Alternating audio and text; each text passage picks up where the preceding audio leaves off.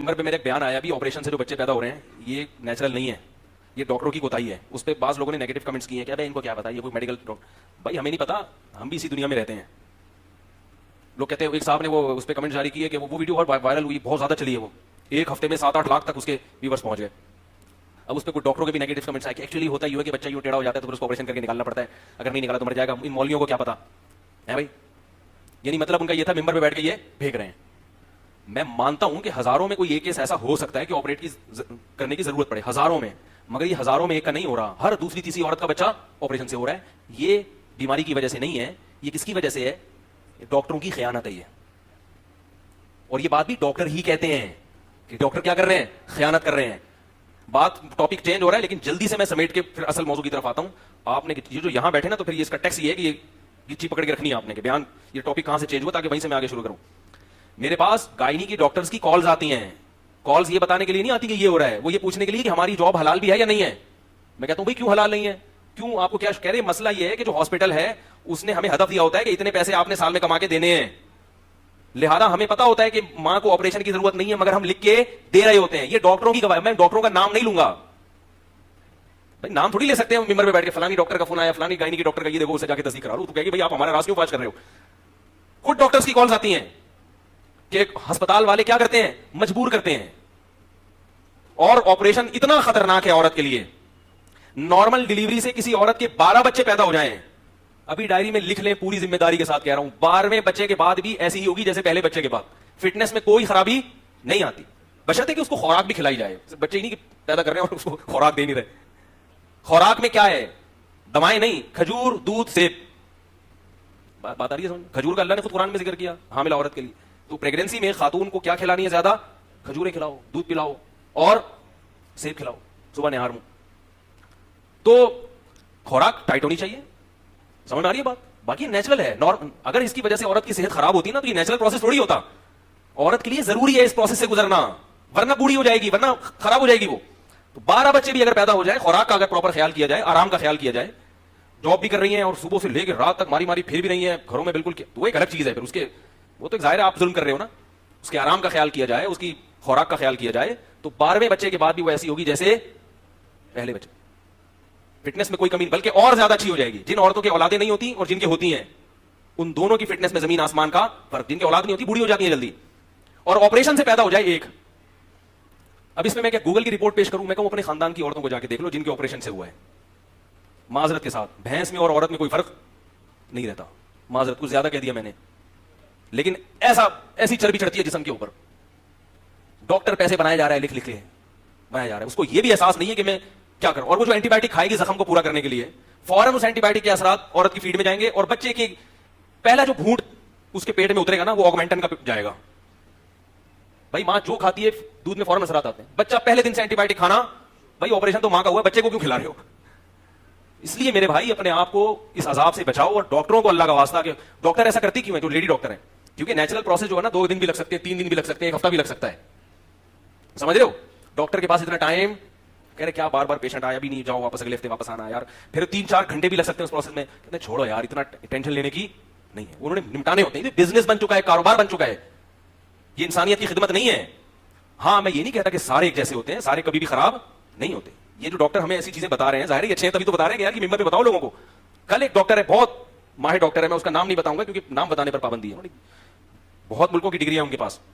उन्होंने भी ये बात बताई कि बहुत कुछ क्या हो रहा है, गलत हो रहा है मेडिकल साइंस की फील्ड में, और डॉक्टर अपने पैसे बना रहे। एक और बात आपको बताऊं, ये जो डॉक्टर बात बात पे टेस्ट लिख के देते हैं, लेबोरेटरी वालों से इनके खांचे। मेरे यहां थोड़ा सा गर्दन में दर्द रहता है, मैं क्योंकि जब मैंने 8-10 साल पढ़ा है ना, तो गर्दन ऐसे करके पढ़ा है मैंने। उसका मुझे नुकसान क्या हुआ कि मेरे यहां कभी कभार पेन शुरू होता है। तो मैं कल एक फिजियोथेरेपी के एक बहुत बड़े डॉक्टर उनके पास चला गया, तो उन्होंने मुझे बताया, उन्होंने कहा कि दर्जनों डिग्री है डॉक्टर के पास, क्योंकि मौलवी नहीं है, बल्कि मौलवियों के खिलाफ है वो। मुझे बैठ के मुफ्तियों के खिलाफ तकरीर करना शुरू कर दी। अब मैं चुप करके, क्योंकि मेरी गर्दन का मसला था, हम सुन रहे हैं अपने खिलाफ, कह रहे हैं मौलवी 2 नंबर आ रहा है ये मौलवी। मैंने कहा ज्यादा बोला तो ऐसा ना कड़क करके कुछ कर दें, अभी तो फिलहाल जैसे भी हैं भाई आप सही हो।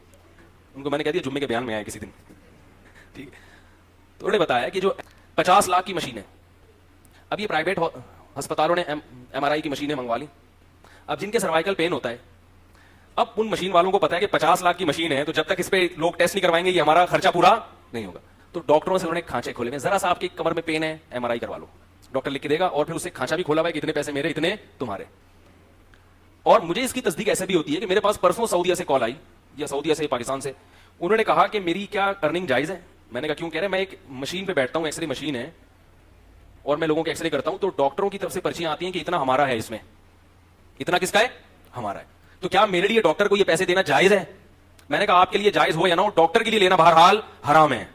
मरीज उसके पास इसलिए नहीं आया कि आप वहां से अपने अलग से खांचे खोल के रखें। तो ये आपकी मेडिकल साइंस की फील्ड में हो रहा है, जो कि हो रहा है। इसलिए अल्लाह का वास्ता हत्तल इम्कान अपने आप को डॉक्टरों से बोलो भाई बचाओ, तमाम दवाएं बच्चों की पहुंच से, तमाम डॉक्टर बच्चों की पहुंच से दूर रखो।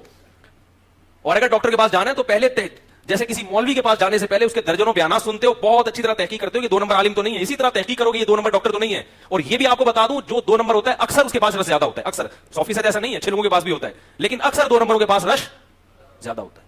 अच्छे लोग पब्लिक को समझ, मिसाल के तौर पर आपको सर्वाइकल पेन हो रहा है, आप गए डॉक्टर के पास, डॉक्टर साहब मैं एक्सरे करवा लूं, नहीं कोई जरूरत नहीं है, यूं यूं करो ठीक हो जाएगा। ये कोई डॉक्टर है? आप क्या कहोगे? ये कोई डॉक्टर? डॉक्टर साहब इसमें कोई दवा की जरूरत नहीं है भाई, इस तरीके गर्म करके इस तरीके तो नहीं, यानी थोड़ा सा सिकाई कर लिया करो। अब कहीं डॉक्टर ने ना कोई पर्चा लिख के दिया, ना कोई बड़ी भरकम फीस 20 रुपए ली और मशवरे के वो भी, और मैं वैसे जैसा गया था वैसे ही आ रहा हूं, ना कोई पर्ची नहीं मेरे पास, ऐसे ऐसे तो मैं वैसे भी कर लूं। भाई प्रॉब्लम ही है कि आप कंप्यूटर पे यूं करके बैठे रहते हैं। तो डॉक्टर ने बिल्कुल सही मशवरा दिया, यार थोड़ा सा हिलो जुलो, एक्सरसाइज करो। तो ऐसे डॉक्टर के पास रश। मेरी बच्ची बीमार थी तो मैं एक चाइल्ड स्पेशलिस्ट के पास ले गया उसको। चाइल्ड स्पेशलिस्ट ने एक कुछ तो दवाएं लिख के दी और कुछ टेस्ट लिख के दे दिए। तो हमारे एक बड़े अच्छे खानदानी डॉक्टर हैं, मैं उनके पास गया, वो चाइल्ड स्पेशलिस्ट नहीं है। मैं उनके पास गया, मैंने कहा ये डॉक्टर साहब ने ये लिख के दिया, ये टेस्ट। उन्होंने कहा इस टेस्ट की कोई जरूरत नहीं है।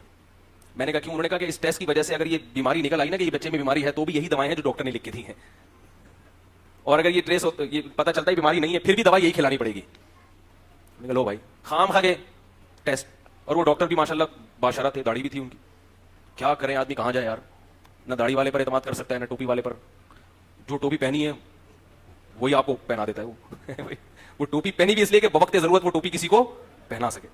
खैर, इसलिए ये इतना ज्यादा वो ना कि नहीं, मैं बात कर रहा हूं तो कुछ इसके पीछे लॉजिक है। अब सवाल पैदा होता है, लोग कहते हैं डॉक्टर ऑपरेशन तो करते ही हम क्या करें? जाहिर है डॉक्टर आपके जज्बात से, सब नहीं, बार बार बता रहा हूं, अच्छे लोग भी हैं, वो अस्पताल वाले जब करते हैं तो क्या करें? तो एक मेरी तजवीज है, कोई इस्लाम नहीं है कि आप इसको पत्थर पे लकीर समझ के बिल्कुल आप इसको पकड़ ले मजबूती से। तो एक तजवीज है जिसमें आप 100 दफा मुझसे इख्तलाफ भी कर सकते हैं, कुरान और सुन्नत नहीं बयान करा, मेरा एक तजर्बा है जो सही भी हो सकता है, गलत भी हो सकता है, अपनी जिम्मेदारी पर अगर ये तजर्बा करना चाहे तो कर सकते हैं।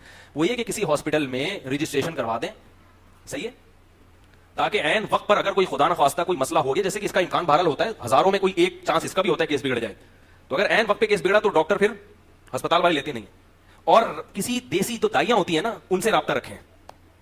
यारी बात, जो दाइयां होती हैं हर महल्ले में, कहीं गरीब आबादियों में होती हैं दाइयां, मशहूर होंगी, उस दाई से कांटेक्ट करें कि भाई हम तुम्हें पैसे दे देंगे, हम चाहते हैं नॉर्मल डिलीवरी हो। वो दाइयां बड़ी माहिर होती हैं गांव देहातों की, और यहां कराची में भी बहुत हैं।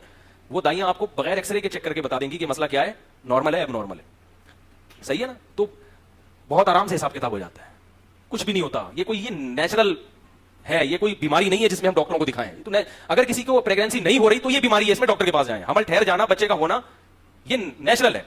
बाज लोग हाँ रजिस्ट्रेशन जरूर करवाएं, ताकि अगर खुदा ना ख्वास्ता हजारों लाखों में कोई एक केस बिगड़ने का भी चांस होता है तो फिर आपके पास एक डॉक्टर का ऑप्शन, और वो टेस्ट वगैरह सारे करवा लें आप जो डॉक्टर ने बताए हुए हैं, नफ्स की तसल्ली के लिए, दिल की तसल्ली के लिए, ताकि आपको यह एहसास रहे कि मैंने अपनी तरफ से कोई कोताही नहीं की है, ठीक है। लेकिन केस डील कौन करेगा? दाई। हम लोग 7-8 बहन भाई हैं, सब जिंदा बचे हुए अल्हम्दुलिल्लाह। एक का बचपन में इंतकाल हुआ था, तो हम सब घर में पैदा हुए, घर में पैदा हुए हम सब। और आपको बताऊं कि मैंने तो बहुत सारे ऐसे मुशाहिदात हैं, अगर मैं बताना शुरू कर दूं, मैं गिलगित के, ये जो लोग कहते हैं ना पहले मौतें बहुत होती थी, अब डॉक्टरों की वजह से मरना बंद हो गए बच्चे, यकीनन ऐसा है कि पहले डिलीवरी के दौरान मौतें बहुत होती थी, लेकिन इतनी भी नहीं जितनी बयान की जाती हैं, और अब यकीनन उसमें कमी आई है, समझ रहे बात को। लेकिन इतनी नहीं होती थी जितनी हुआ बना के पेश की गई है। तो उस जो चांस है ना, वो चांस के लिए मैंने आपको एक सेफ साइड बता दी कि रजिस्ट्रेशन बहरहाल आप जरूर करवाएं, वो टेस्ट जरूर करवा लें जो डॉक्टर ने बताए हुए आप। लेकिन केस को डील कौन करेगा? वो दाई। दाई अगर कह दे कि भाई ये मसला क्या है, तो फिर आपके पास आप यानी जैसे स्टैंड बाय जनरेटर होता है ना, ऐसे स्टैंड बाय एक डॉक्टर होना चाहिए। लेकिन इंशाल्लाह इसकी नौबत आएगी नहीं, क्योंकि हजारों में कोई एक केस होता है जो खराब होता है, हजारों में। मैं गांव देहातों में भी मैंने सर्वे किया है, गांव है कई हजार की आबादी पर मुश्तमिल, वो लोग डॉक्टर को जानते ही नहीं डॉक्टर होता क्या है। मैंने उनसे पूछा यहाँ पे डिलीवरी केसेस कितने हैं? उन्होंने कहा भाई वहां तो बहुत ज्यादा है ना, वो तो नस्ल रोकना जानते ही नहीं है। उन्होंने कहा हमारी जिंदगी में अभी तक कोई एक मौत भी वाकई ऐसा नहीं हुआ कि विलादत के दौरान कोई मां मर गई हो या बच्चा मर गया हो, एक भी नहीं हुआ।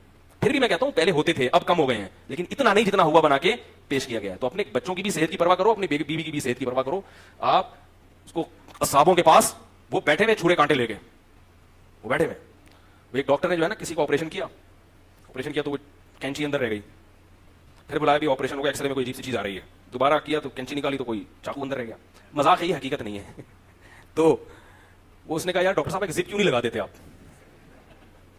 जिप क्यों नहीं लगा। तो आजकल जिन खवातीन को प्रेगनेंसी हो रही है उनके पहले से जिप लगवा दें। क्या लगवा दें? जिप लगवा दें, क्योंकि हर दफा की टेंशन है ये। अगर मेरी बातों पे अमल नहीं करते तो फिर क्या लगवा दें? जिप लगवा दें। और अगर जिप से बचना चाहते हैं, जो बातें मैं आपको कह रहा हूं उस पर अमल करें। सस्ते में